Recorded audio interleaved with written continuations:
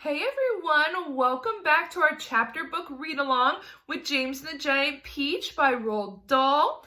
And we are back with chapters 14 through 16, and then we'll have some discussion questions at the end. All right, so to start, we're going to do a quick review again. We are following James Henry Trotter in his adventures. He had to live with his Aunt Sponge and Aunt Spiker, who are not very nice people, but he got some magic that made a giant peach.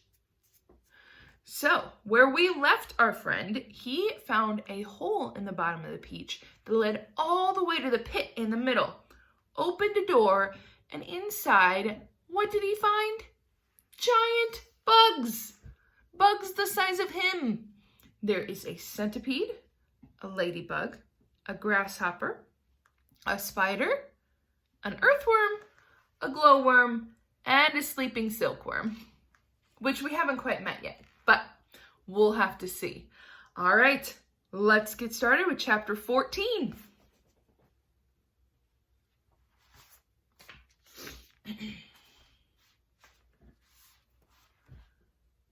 We're off! Someone was shouting. We're off at last! James woke up with a jump and looked about him. The creatures were all out of their hammocks and moving excitedly around the room. Suddenly, the floor gave a great heave, as though an earthquake were taking place. Here we go! Shouted the old green grasshopper, hopping up and down in excitement. Hold on tight! What's happening? Cried James, leaping out of his hammock. What's going on? The ladybug, who was obviously a kind and gentle creature, came over and stood beside him. In case you don't know it, she said, we are about to depart forever from the top of this ghastly hill where we've all been living for so long. We are about to roll away inside this great peach to land Of what? Asked James. Never you mind, said the ladybug, but nothing could be worse than this desolate hilltop and those two repulsive aunts of yours. Hear, hear, they all shouted. Hear, hear. You may not have noticed it, the ladybug went on, but the whole garden, even before it reaches the steep hedge of the hill, happens to be on a steep slope. And therefore, the only thing that has been stopping this peach from rolling away right from the beginning is its thick stem attached to the tree. Break the stem and off we go. Watch it, cried Miss Spider as the room gave another violent lurch. Here we go. Not quite, not quite. At this moment, continued the ladybug, our centipede, who has a pair of jaws as sharp as razors, is up there on top of the peach, nibbling away at the stem. In fact, he must be nearly through it, as you can tell from the way we are lurching about. Would you like me to take you under my wings so that you won't fall over when we start rolling? That's very kind of you, said James, but I think I'll be all right. Just then, the centipede stuck his grinning face through the hole in the ceiling and shouted, I've done it! We're off! We're off! The others cried. We're off! The journey begins! Shouted the centipede. And who knows where it will end, muttered the earthworm. If you have anything to do with it, it can only mean trouble. Nonsense, said the ladybug. We are now about to visit the most marvelous of places and see the most wonderful things. Isn't that so, centipede? There's no knowing what we'll see, cried the centipede. There's a picture of Ladybug.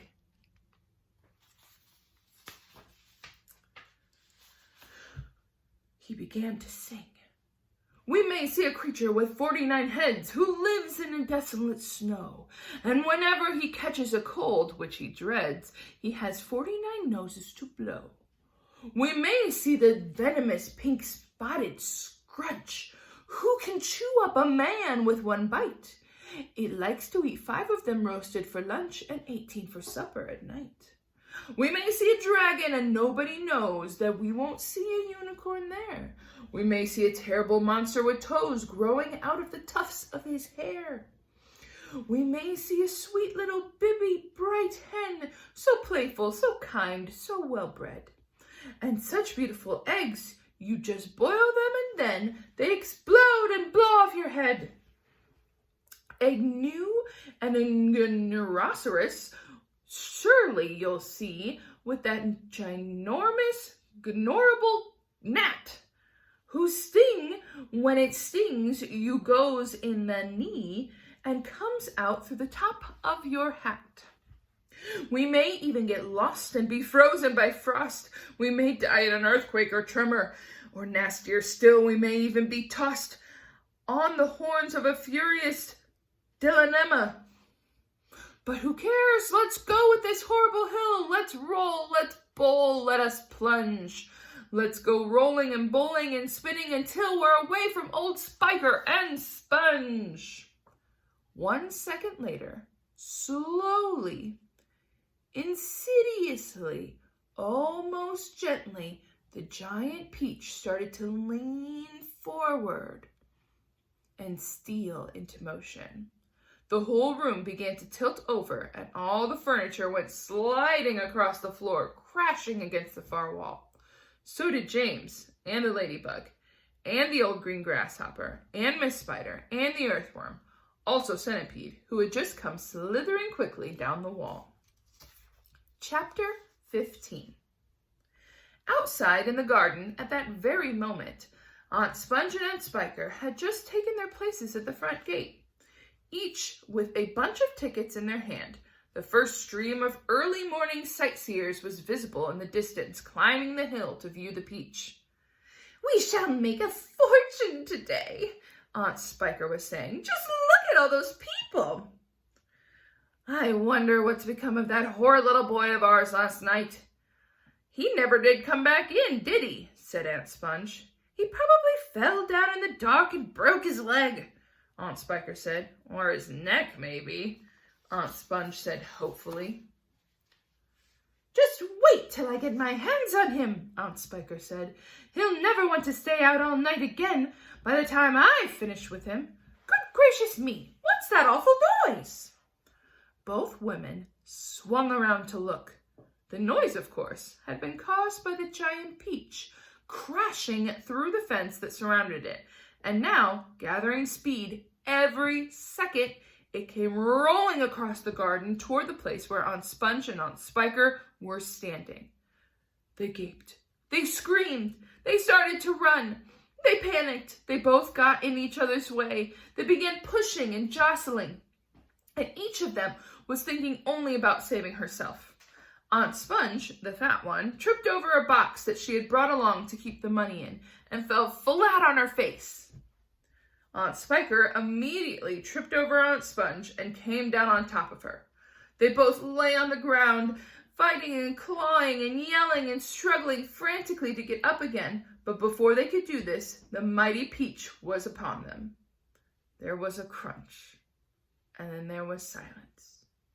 The peach rolled on, and behind it, Aunt Sponge and Aunt Spiker lay ironed out upon the grass, flat and thin and lifeless as a couple of paper dolls in a picture book. Chapter 16. And now the peach had broken out of the garden and was over the edge of the hill, rolling and bouncing down the steep slope at a terrific pace. Faster and faster and faster it went. And the crowds of people who were climbing the hill suddenly caught sight of this terrible monster plunging down upon them, and they screamed and scattered to the right and left as it went hurling by. At the bottom of the hill, it charged across the road, knocking over a telegraph pole and flattening 2 parked automobiles as it went by.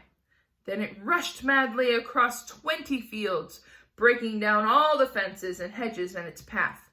It went right through the middle of a herd of fine Jersey cows, and then through a flock of sheep, and then through a paddock full of horses, and then through a yard full of pigs, and soon the whole countryside was seething, mass of panic-stricken animals stampeding in all directions. The peach was still going at a tremendous speed with no sign of slowing down, and about a mile further on, it came to a village. Down the main street of the village it rolled, with people leaping frantically out of its path, right and left.